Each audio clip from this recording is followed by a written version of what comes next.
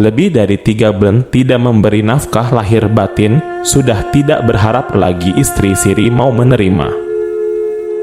Bahkan jika istri Sirinya sudah menikah lagi pun Bapak ikhlas. Bapak hanya ingin bertanggung jawab atas anaknya.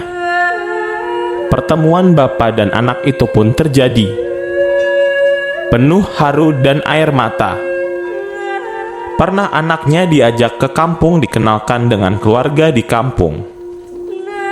Semua menerima dengan baik. Terlebih denganku yang umurnya berjarak 1, kita akrab banget. Dari situ mulailah hubungan kami dengan anaknya. Dia seperti menghidupkan 2 keluarga. Meski hubungan dengan istri Sirinya sudah dianggap selesai, tapi yang penting hubungan kita baik. Kecuali ibuku. Meski di depan Mbak Sarah bersikap baik, tapi di hatinya jengkel. Karena Bapak beberapa kali rutin ke Jakarta. Sering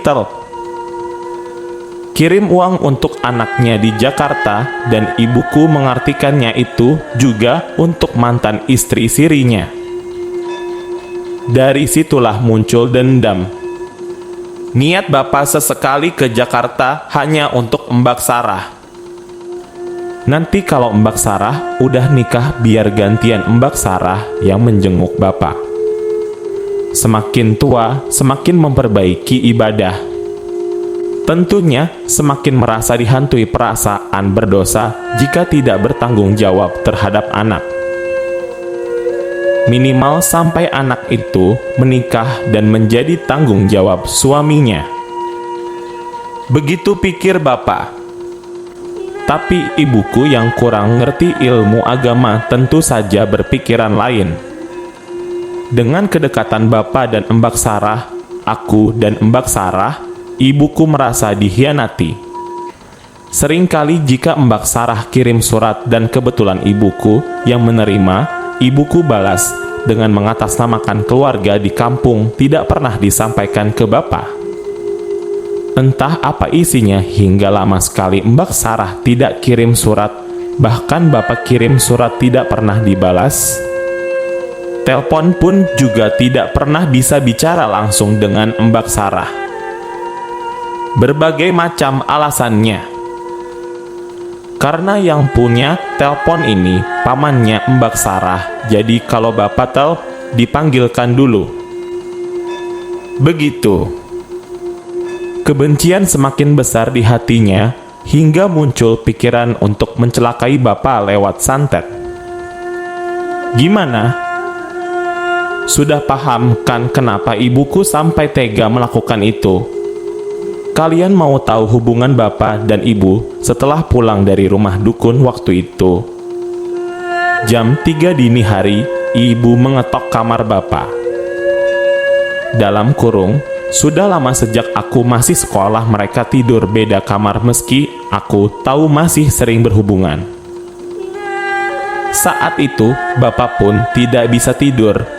Pikir Bapak sudah siap kalau begitu buka pintu, tiba ibuku nusuk Bapak. Dengan bismillah Bapak buka pintu dan tiba-tiba ibuku sujud, menangis, dan meminta maaf di hadapan Bapak. Bapak pun memaafkan dan meminta ibuku bertobat karena sudah menyekutukan Allah SWT. Paginya Bapak ajak ibuku ke rumah Kiai untuk mengucap syahadat lagi. Karena saat itu ibuku meyakinkan ingin tobat, maka dianjurkan untuk ikut thariqah. Dijelaskan juga syarat-syaratnya. Bapakku pun setuju. Mungkin dengan itu ibuku jadi benar-benar hanya fokus ibadah, meninggalkan dunia rentenir dan bertobat nasuha. Bapakku meninggal malam Lebaran 27 Juli 2014 menghembuskan nafas terakhir tepat setelah mendengar takbir berkumandang.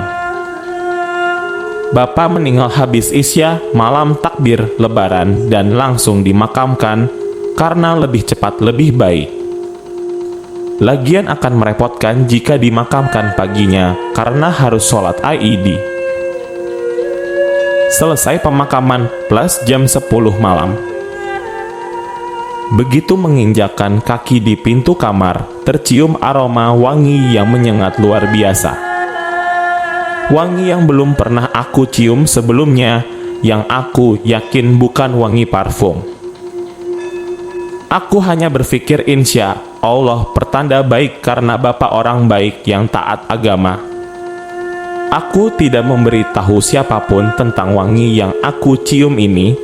Aku hanya ingin sendiri tidur di kamar Bapak. Baru setelah seminggu kematian Bapak, selesai tahlil, aku tanyakan, adakah yang menyemprotkan wewangian di kamar Bapak? Jawabannya tidak ada. Bapak meninggal dengan tenang, tidak karena sakit yang menimbulkan bau tidak sedap, jadi untuk apa semprot wewangian di kamarnya? Yang dikasih wewangiannya jenazahnya setelah dikafani, begitu jawabnya.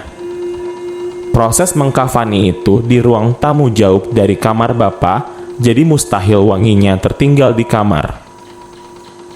Sedangkan di ruang tamu sudah tidak tercium wangi. Semoga wewangian dari surga yang menyambut Bapak. Amin. Bapakku, beliau tidak pernah meninggalkan sholat saat kerja di pelabuhan biar teman-temannya selalu membawa miras. Tidak setetes pun bapakku mau meminumnya. Selalu zikir selepas sholat maghrib sampai tiba waktu sholat isya. Mengaji Al-Quran selepas sholat subuh. That's why aku bilang bapakku orang yang taat beragama. Mungkin karena itulah Allah SWT tidak membiarkan santet itu membunuh bapakku. Untuk kalian yang membaca cerita ini, aku mohon jangan mengutuk ibuku, mohon bantu doa agar diampuni segala dosanya. Doakan juga semoga bapakku mendapatkan tempat mulia di sisi Allah SWT. Amin. Jika ada yang menurut kalian tidak benar di sini, jangan dicontoh. Semoga ada pelajaran yang bisa dipetik. Aku akhiri cerita ini